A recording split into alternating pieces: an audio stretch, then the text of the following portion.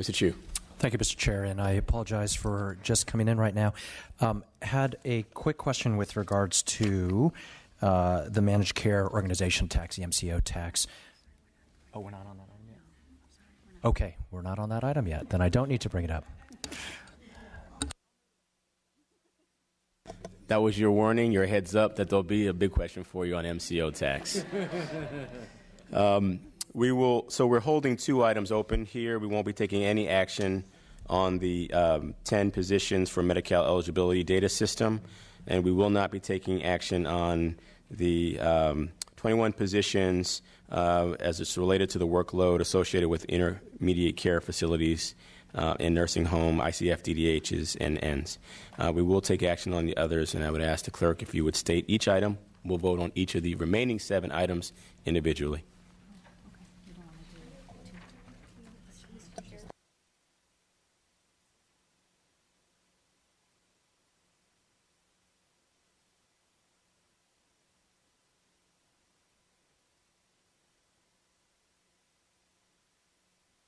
So without objection, I'm going to ask that we take one vote on all 7 items without objection from anyone at the committee.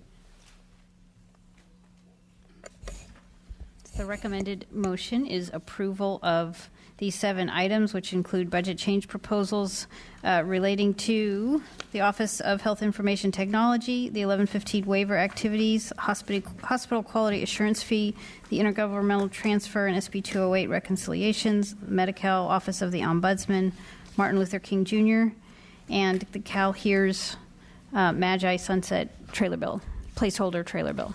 Is there such a motion? Motion's been moved and seconded. Madam Clerk, please call the roll. Thurman. Aye. Bonta. Chu. Aye. Grove. Jones.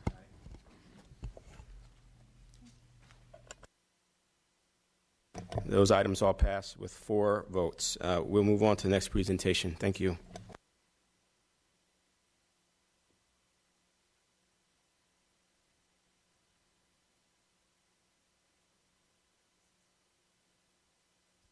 Next presentation, we'll be hearing from the Office of Health and Human Services on the Office of Law Enforcement.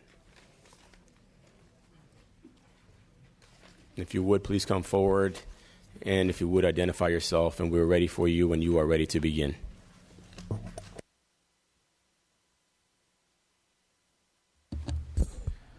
Thank you, Mr. Chair. Mike Wilkenane, Undersecretary of Health and Human Services. The proposal in front of you is for approximately $2 million and $600,000 in one-time reimbursement authority with 15 positions to continue to implement the Office of Law Enforcement support at agency. The request in front of you follows the recommendations that were in the March report that we presented the last time in front of the committee.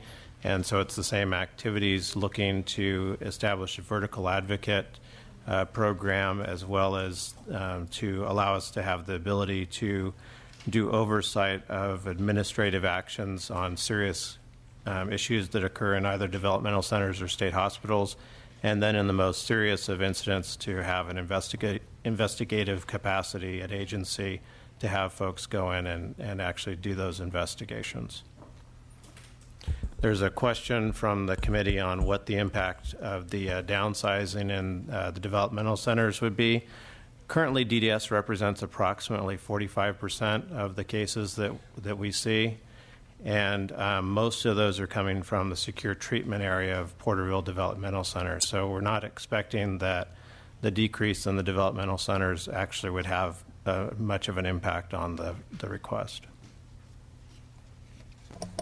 Thank you. Anything from Finance? Anything from the LAO's office? Drew Soderborg, Legislative Analyst's Office. We concur with the administration that greater oversight of the law enforcement activities in DSH and DDS are needed. However, under the administration's proposal, the new OLES professional standards section, which would be established, would be underneath the California Health and Human Services Agency. As such, it wouldn't have complete independence in carrying out its responsibilities. For example, OLES may investigate incidences that reveal problems that reflect poorly on the agency. However, because it's part of the agency, there may be an incentive for it not to publicly disclose such problems. Thus, this lack of independence could impact the ability of the OLES to carry out its duties. To address this concern, we recommend that a portion of the new funding proposed for OLES, specifically the portions requested for the professional standards section, be redirected to the Office of the Inspector General, which currently provides similar oversight of the state's prison system. However, because the OIG is a totally separate entity, it would be able to provide oversight with greater independence. In addition, given that OIG already has the technical expertise necessary to carry out these duties, the proposed $600,000 in reimbursement authority that would allow OLES to consult with other law enforcement agencies wouldn't be necessary. However, finally, given that there is a need to ensure that employee misconduct investigations result in successful prosecution, we do recommend approval of the 4 proposed attorney positions that would create the vertical advocate unit. Thank you. This item right now is not agendized for action, but we are taking public comment. If there's any public comment. If I may, Mr. Chair, yes, just sir. To address the issues that the LAO has raised. So the focus of the developmental centers and state hospitals is on a clinical aspect rather than custody. So we still think that the office is the appropriate way to do oversight of those institutions. The secretary does not have the responsibility on the day-to-day activities of those centers. Instead, that's the directors, which are also governor's appointees, and they have that ultimate responsibility for running those centers. In addition, on a point of clarification for the investigative staff that we've asked for, the Office of the Inspector General does not do investigations, and so that would be an expansion of their duties if they were given investigators to actually perform investigations. You care to offer anything else? Definitely. We don't necessarily envision the OIG carrying out investigations. To the extent that agency wanted to carry out investigations, we would recommend that they use some of the previously approved resources in the serious misconduct review team that was approved last year. Alternatively, they could also request that resources be redirected from OPS so that they could carry out those investigations, since essentially by having agency carry out the investigations, they'd be reducing OPS workload. We'd also note that the OIG does carry out oversight of clinical activities in the state's correction system. For example, it's responsible for reviewing the way the state provides health care to inmates. So we don't think that this is a completely unprecedented responsibility for them, just because heretofore they've been focused on inmates rather than individuals receiving treatment. Questions from members of the committee? Ms. Grove. Thank you, Mr. Chair. Thank you for this request. It's very interesting to me because I don't want to say I'm obsessed with the developmental centers, but I have a huge issue with them. I want to know if there's any resources that are going to be dedicated to specifically the auditing or reviewing of the OPS services, especially in Fairview, with the allegations that are pending now about a conspiracy to commit fraud by 3 OPS officers for fraudulently abusing their overtime practices and billing the state for overtime which should not have been billed for. So are you guys going to investigate? What's the money going to be used for? And if you can tell me if that's going to be one of the specific things with the atrocious billing of overtime by those 3 specific OPS officers. So this proposal is not to take the investigations away from the departments. So DDS and state hospitals still have responsibility for doing the initial investigations. Instead, we're providing oversight of those investigations to make sure that, and in certain instances, so it's basically there's a statutory reference to the type of activity that we would be doing, and it's incidents of rape, death, serious bodily injury, those sorts of things. Where we would be looking at the investigation that was performed and making sure that it's something that can be prosecuted or upheld at the State Personnel Board, depending on which action, whether it's administrative or criminal, that's at issue. See, I'm a person that wants outside law enforcement involved, because the only way that this legislative body finds out anything to do with the deaths or rapes or beatings or taserings or anything that goes on in those developmental centers is if the public gets a hold of it through an investigation. So if outside, like we have a brand new death in Fairview that just happened a couple of weeks ago, the only reason we know about that is because it happened outside the facility. The injury for the death occurred in the facility, but they had to transport that individual outside, because the OPS office is like the fox guarding the hen house. So to have its own law enforcement investigative unit that doesn't take DNA samples, that doesn't do reports, that doesn't follow regular police activity protocol in investigating matters is absurd, and the whole department needs to be eliminated. There needs to be some way to hold these officers, because they're not, officers. They're not, based on all the information that I've gotten on them. There needs to be some type of accountability or review to hold them accountable.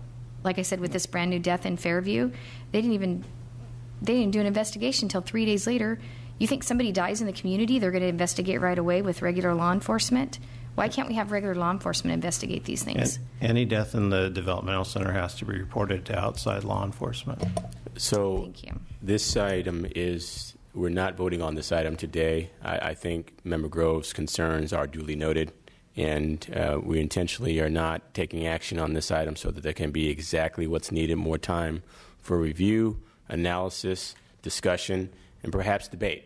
I certainly concur with Ms. Grove's concern that we need to do everything that we can to ensure the safety of our consumers, but we want to have welcome discussion from all stakeholders, the department, from advocacy groups, from anyone who's interested in the subject on how we can keep our consumers safe. Yes, sir. And we appreciate that, Mr. Chair, and share that concern, and that's why we brought the proposals forward. Understood. So we'll have continued discussion on the item. For today, there's no action on the item, but I do, if there are any folks from the public who wish to share a perspective, we'd like to add that as well.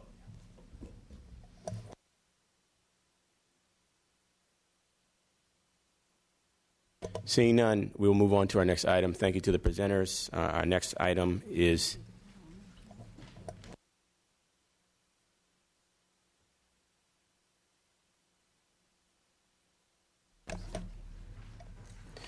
moving on to our next item. We have 4 items that we can take action on. One is a presentation from the Office of Statewide Health Planning and Development. We'll take each of these individually. I'm going to ask the clerk if she would read the language for each one, and then I'll call for a motion.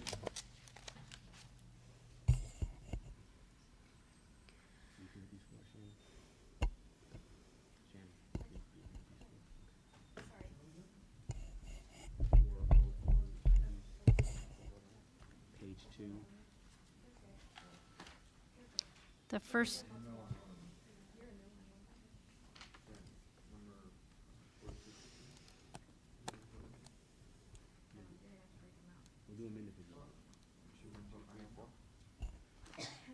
The first recommended motion is approval of the Office of Statewide Health Planning and Development Spring Finance proposal for placeholder provisional budget bill language related to the receipt of non-state grants. Is there a motion? It's been seconded. Please call the roll. Thurman. Aye. Bonta. Aye. Chu. Grove. Yeah. Jones. That's 3. I'm sorry, I thought we were on the second issue. I apologize. Department of Health Care Services. So you can change my vote to an aye on that one. I apologize. So that item has 4 aye votes. That item is out. Next item. Recommended motion is approval of proposed placeholder provisional language. Trailer bill language related to eliminating non-emergency emergency room co-pays. Is there a motion? So moved. Is there a second? I'll second the item. Please call the roll. Thurman. Aye. Bonta. Aye. Chu. Grove. Jones. That one's on call with 2 votes. Next item, please. The recommended motion is approval of proposed provisional budget bill language related to the receipt of federal grants and notification of the legislature from the Department of Public Health. Please call the roll. Thurman? Aye. Bonta? Aye. Chu? Grove? Jones?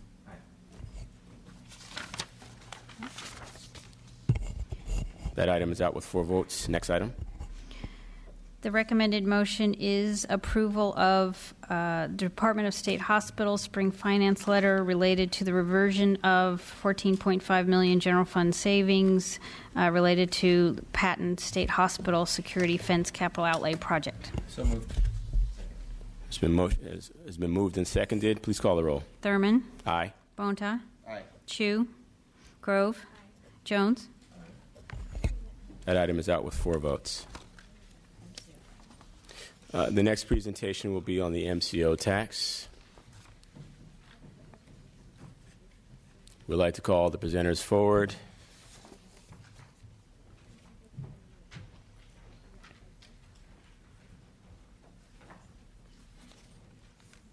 Please identify yourself and you may proceed when you are ready. Mary Cantwell, Department of Healthcare Services.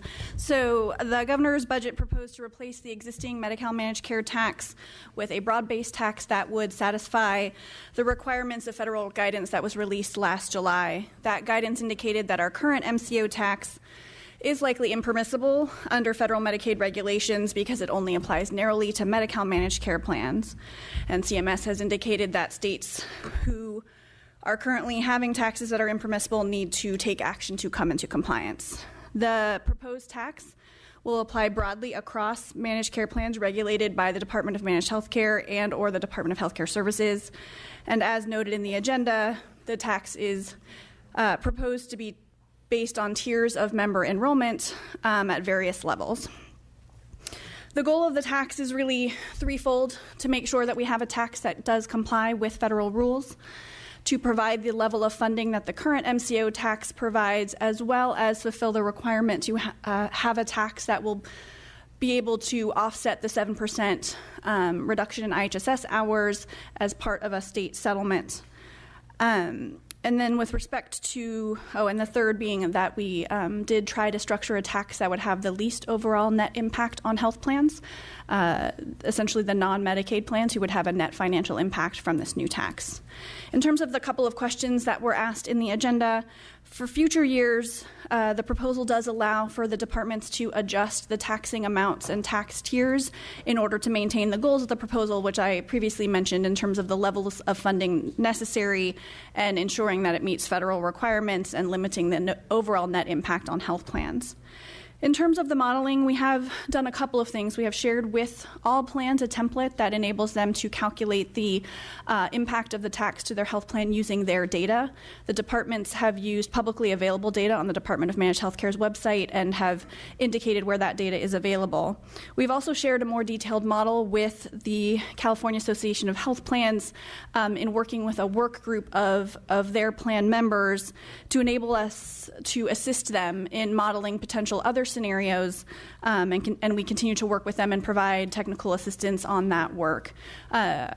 We continue to be of the position that we've tried to develop a tax that meets the requirements and raises the level of funding that is necessary, but we are open to other structures that meet those same goals in terms of the level of funding and meeting the federal requirements. So we'll continue our work with the health plans in hopes of providing additional technical assistance in their work as they continue to evaluate this proposal. Thank you. Anything from Finance? Anything from the LAO's office? Thank you, Mr. Chair. Felix Su with the LAO. As the agenda notes, we are supportive of the concept behind the administration's proposal to restructure the MCO tax.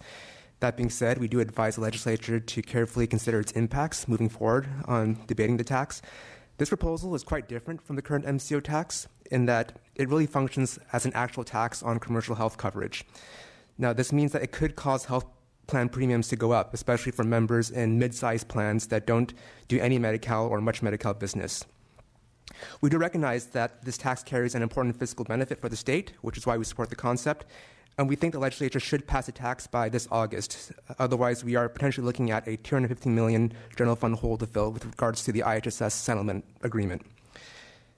However, we don't support the permanent authorization of the tax in terms of the language as proposed by the administration, since the language is quite vague about how much revenue we would need to raise in future years beyond 15-16, as well as how the tax would functionally operate in those out years.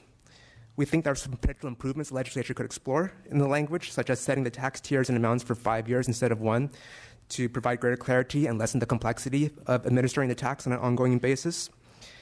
And essentially, we want to point out that this proposal basically entails delegating tax setting authority to the administration, to the department. And in that scenario, we believe the legislature should think carefully about how much authority it's willing to grant to the administration and for how long. Thank you. Thank you. Any questions from the committee members? Seeing none. Public comment? Thank you, Mr. Chair and members. Nick Luizos on behalf of the California Association of Health Plans. The California Association of Health Plans has 43 members, many of which, if not a majority of which, participate in the Medi-Cal Managed Care Program with the state of California. So thank you for the opportunity for allowing us to comment. Just a little bit of history lesson. CAP actually pushed for the enactment of the original MCO tax when it helped fund the Healthy Families Program when that program existed. And that original tax and the current tax that we have in place only applied to Medi-Cal managed care plans, as the department indicated. Of course, things have changed. The federal government has issued guidance saying that tax must apply to commercial plans as well. And so that has a direct impact on the commercial markets, both for individual payers and employer payers. As noted by the department, and LAO, there really is no mechanism to reimburse those commercial plans for the payment of that tax. And just to illustrate the impact, one of our commercial plans has reported to us that their obligation to the state would more than double in terms of their state taxes. And so that is something that is virtually unabsorbable, if I can make up a word there.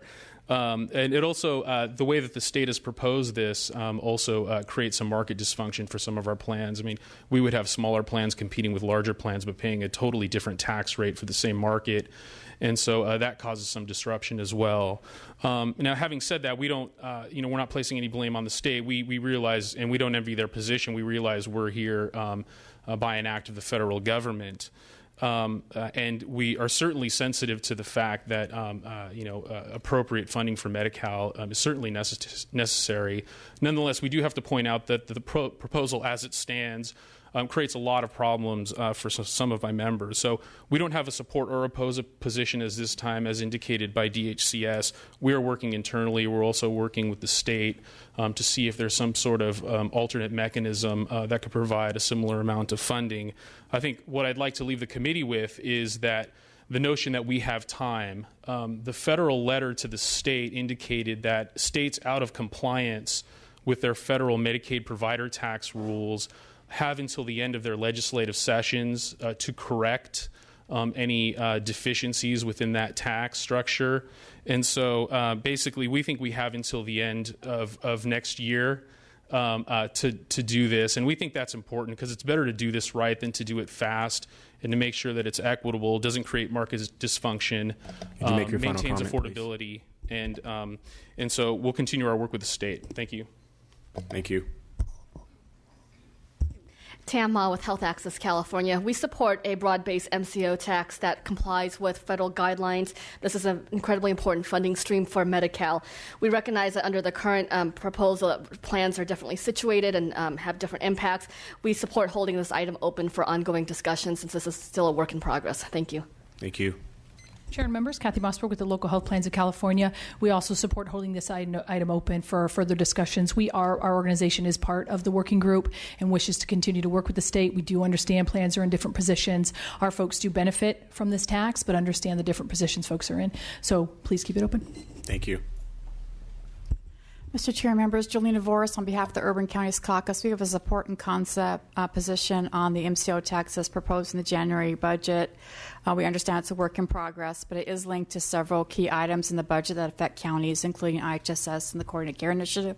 So we understand work in progress, and we continue to look forward to seeing any changes as we move forward. Thank you. Thank you. Mr. Chair, members, Robert Harris on behalf of SEIU California. We also support holding it up, and we think it's an important thing to come to resolution about, especially the 7% cut restoration that causes a problem in the budget, according to the LAO. If this doesn't happen, we think that 7% needs to be restored, regardless of how it, whether it's this way or through some other mechanism. We've waited for a long time. Our members have had cuts to what they can give to their clients, which are heartbreaking for them, and also it's made a lot of them volunteer their efforts when they're minimum wage workers to make sure that people stay at home. So we think whether this moves forward or something else does it, we have to restore that cut this year. Thank you. Thank you. Any additional public comment? Anything from the committee? Any final remarks? Assemblymember Banta. Thank you for your presentations. A couple of questions that just arose out of some of the comments made by members of the public. One, on the timing. I think the LAO said that a tax, if it's going to be passed, should be done by this August, I believe. And I heard some comments from one of our commenters from the public that this could be done as late as next year. So just maybe like to hear as late as the end of next year, by the end of the legislative session. So I want to hear a little bit about that, and also the introduction of the idea of an alternative mechanism of some sort that would raise a similar amount of revenue, and if that is something that's being explored and discussed, and if so, if anything can be shared at this time. Sure. So with respect to the timing, the Health Plan Association representatives are correct that the letter from CMS did say that states, so it wasn't a letter just to California, it was a letter to all states who might have these types of taxes. And the letter indicated that states needed to take action by the end of their next legislative session. We got it last year. So certainly an interpretation of that is that we have a 2-year session. We have not specifically had that conversation with CMS, as for other reasons we think that it is important to have this tax done this year, particularly with respect to the fact that the settlement for the IHSS component does have a cost for us for this year, and we currently don't have a separate mechanism to fund that. In terms of an alternative mechanism,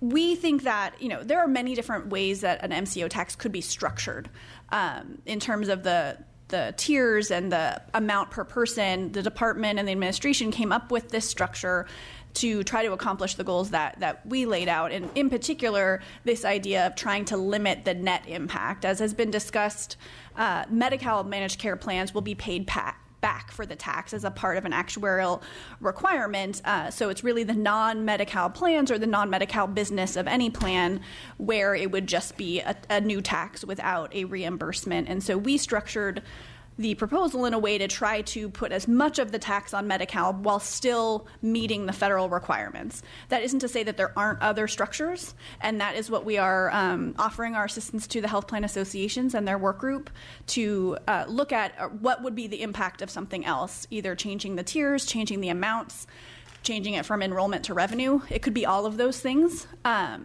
We believe this was the one that met all of those requirements in the best way, but certainly we're open to continuing to have those conversations as long as the federal requirements are still met and the funding levels are what we need them to be. Any other questions from the committee? Yeah, Mr. Bonta, and then Mr. Chu. And to the extent the non-Medi-Cal commercial managed care plans are paying a tax going forward, do you believe that will lead to an increase in rates in those for ratepayers in those plans? I mean, it is a common practice that taxes get passed on through increased premiums, and so it would not be surprising. I think we've seen that with the federal tax, the health insurer provider fee that was required under the ACA. Certainly plans are building that in. Mr. Chu. Could you talk for a moment about the timing of when a new MCO tax would need to be put in place to avoid a shortfall within the Medi-Cal budget?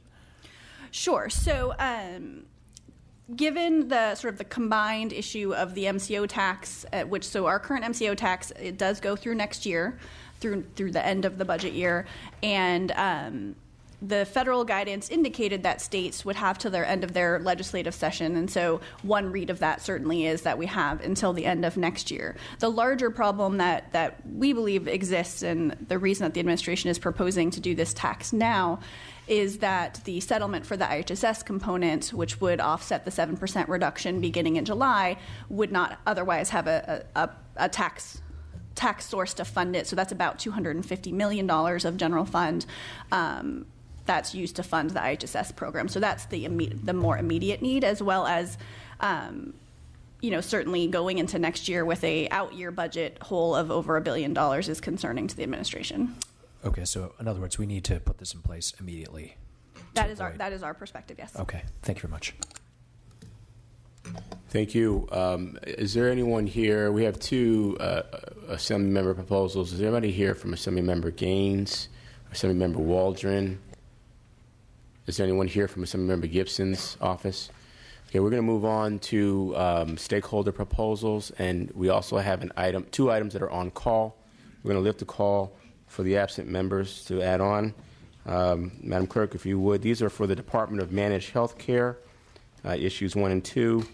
And Madam Clerk, if you would state the items, and then we'll call the roll. The first item is the spring finance letter related to SB 964 implementation related to health plan timeliness standards and network adequacy. The motion is to approve. Bonta? Aye. Chu? Aye. That item is out with 3 votes. And the second item? Second item is Department of Managed Healthcare spring finance letter related to the premium rate review federal grant. It's approved with modified budget bill language per the agenda. Bonta? Aye. Chu? Aye. That item is out with 3 votes.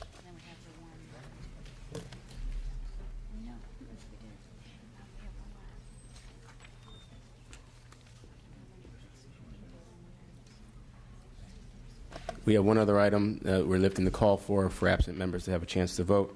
Madam Clerk, would you state the item? Department of Healthcare Services proposed trailer bill language related to elimination of the non-emergency emergency department care co-payments. Chu? Aye. That item has 3 votes. Thank you. We have a number of stakeholder proposals.